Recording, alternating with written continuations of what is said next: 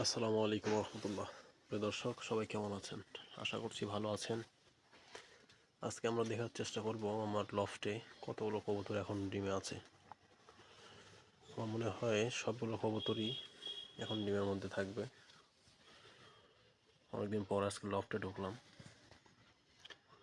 মাশাআল্লাহ, দুইটা ডিম দিয়েছে। তারপরে ডিম ছিল, এটা নষ্ট হয়ে গেছে ডিম। এই যে এই পেয়ারটা এখানে ডিম দিয়েছিল, নষ্ট হয়ে গেছে। এখানে ডিম দেয়নি, তবে দু একের মধ্যেই হয়তো ডিম দিয়ে দিবে।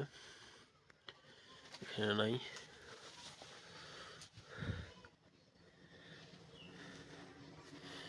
ওহ, নিচে ডিম দিয়ে দিছে। সম্ভবত এই ডিমটা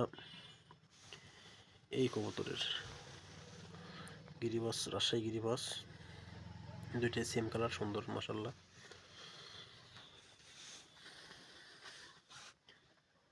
এখানে ডিম দিয়েছে অনেকদিন আগে, বা চলবে দু একদিনের মধ্যে